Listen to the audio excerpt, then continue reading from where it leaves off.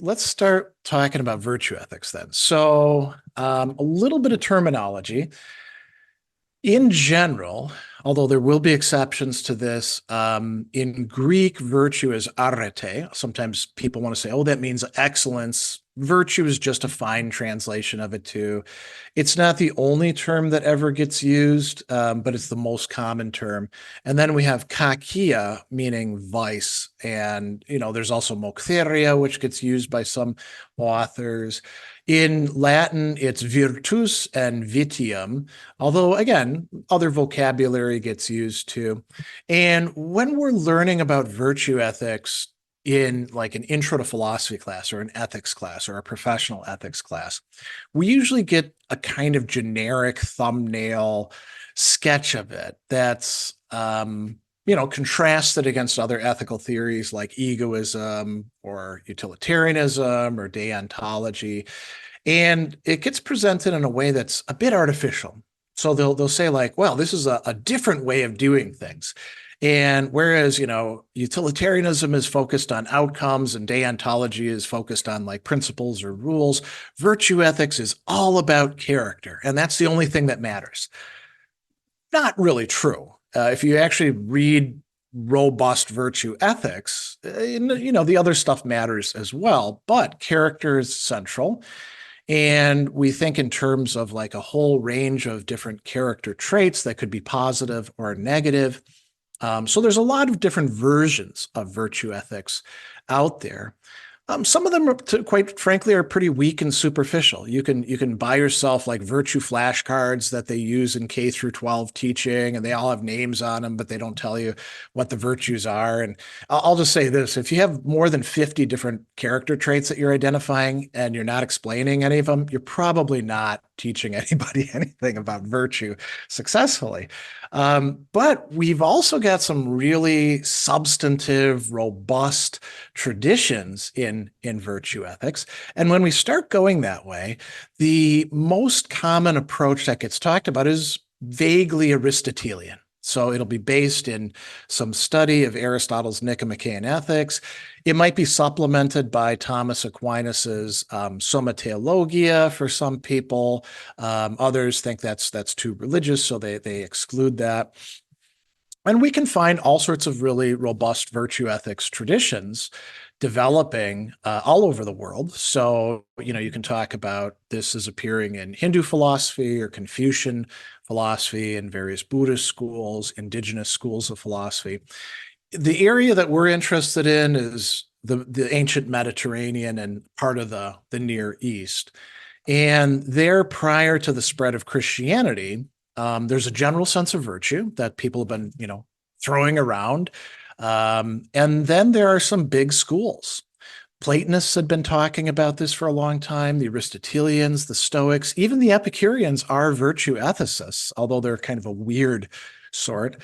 The Cynics, we don't usually think of as a major school, they were all about virtue. And they had their own interesting ideas. And there's also lots of eclecticism. A lot of people who are like, I like a bit of this, I like a bit of this. Cicero's an example of that. And interestingly, the Aristotelians are kind of an outlier when it comes to virtue. Most of the ancient schools use this framework of there being four cardinal virtues, four big headings. And sometimes they actually use that term kephalos, which is like a heading in a book. The Aristotelians have a different list and they're organized differently. The Aristotelians also use something that not everybody else does, the notion of the virtuous mean, which Aristotle thought was, absolutely central. The Stoics, for the most part, are rejecting that. The Platonists will appropriate it. So Plutarch will claim very, implausibly that Socrates invented the virtuous mean in one of his several different works on virtue. And I don't think anybody really believed that at the time. So we want to think about what are the virtues, what is the list and what are the virtues? Are they knowledge or habits or like a combo? And then there's other questions that come up.